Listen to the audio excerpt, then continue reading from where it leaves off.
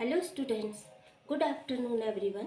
बच्चों, आज मैं आपको वाचन पुस्तक से पाठ 12 बापू का खिलौना पढ़ाने जा रही हूँ। ठीक है।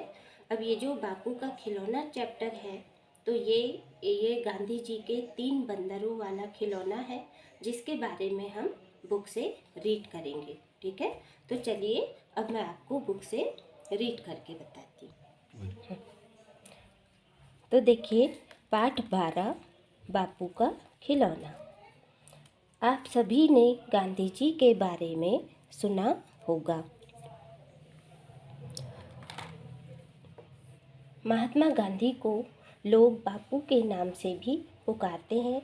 बापू ने अपना आश्रम साबरमती नामक जगह पर बनाया था। आश्रम में बहुत सारे लोग रहते थे। बापू भी वहाँ एक छोटी सी कुटिया में रहते थे। उनकी कुटिया में सोने के लिए एक चारपाई थी, लिखने पढ़ने के लिए एक चौकी व आसन था, एक चरखा था जिस पर बापू सूत काटते थे। ठीक है। तो महात्मा गांधी को सभी लोग जानते हैं। गांधी जी को हम बापू कहकर पुकारते हैं। ठीक है।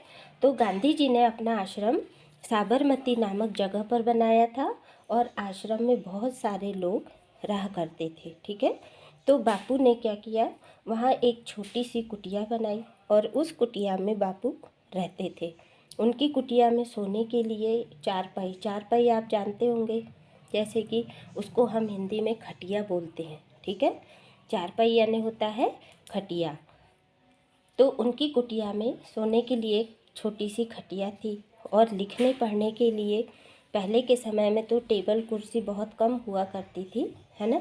आजकल तो आप लोग बेंचेस पे बैठकर पढ़ते हैं, टेबल कुर्सी पे बैठ के पढ़ते हैं। और पहले के समय में क्या था कि नीचे बैठा करते थे और एक चौकी होती थी, उस पर रख कर लिखते थे, है ना।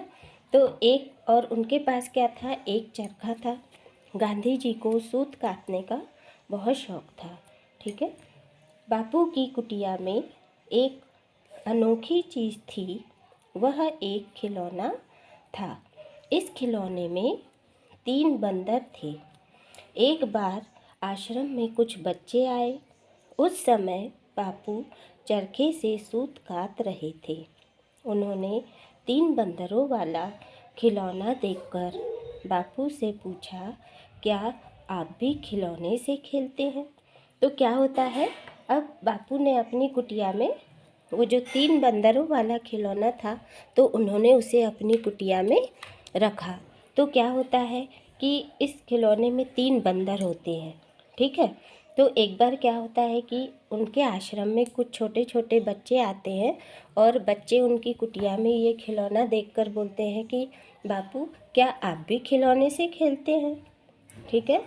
चलो फिर आगे देखते हैं। बापू धीरे से मुस्कुराए और बोले, यह खिलौना खेलने के लिए नहीं है, यह हमें कुछ सिखाता है। तो बापू ने क्या कहा कि ये जो खिलौना है, ये खेलने के लिए नहीं है, ये हमको कुछ सिखाता है। अब क्या सिखाता है, आगे पढ़िए। बच्चों ने पूछा, कैसे? बापू बोले, इन तीनों बंदरों को देखो। एक बंदर ने आंखें बंद कर रखी है, दूसरे ने कान और तीसरे ने मुंह। जानते हो क्यों? नहीं बापू, आप ही बताइए, बच्चों ने कहा। बापू बोले, ये बंदर हमें सिखाते हैं कि आँखों से किसी बुरी चीज़ को मत देखे, कानों से किसी की बुराई मत सुनो, मुंह से किसी की बुराई मत करो, मेरी बात याद रखना। इतना कहकर बापू फिर चरखा चलाने लगे। तो ये जो 3 बंदरों वाला खिलौना था, तो इसमें एक बंदर अपनी आँख बंद किए हुए बैठा है, तो वो हमें क्या सिखाता है कि बुरा मत देखो। फिर दूसरा बंदर जो अपने कान बंद करके बैठा है, तो वो हमें सिखाता है कि बुरा मत सुनो। और तीसरा बंदर मुंह पर हाथ रख कर बैठा है, तो वो हमें क्या सिखाता है कि बुरा मत बोलो।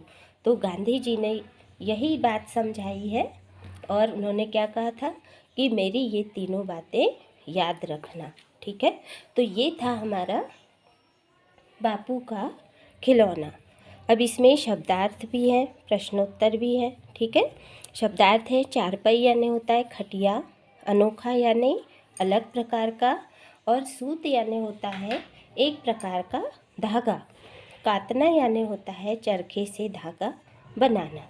अब जैसे कि प्रश्न है, महात्मा गांधी को किस नाम से पुकारा जाता है? तो महात्मा गांधी को बापू के नाम से पुकारा जाता है। फिर गांधी जी ने अपना आश्रम कहाँ बनाया था? तो गांधी जी ने अपना आश्रम साबरमती नामक जगह पर बनाया था। फिर बापू की कुटिया में कौन सा अनोखा खिलौना था? तो बापू की कुटिया में 3 बंदरों वाला अनोखा खिलौना था। चरखा किस काम में आता है? चरखा सूत काटने के काम आता है। फिर 3 बंदर वाला खिलौना क्या सीख देता है? कि बुरा मत देखो, बुरा मत सुनो, बुरा मत बोलो। तो ये थे हमारे प्रश्नों के उत्तर। Thank you. Have a nice day.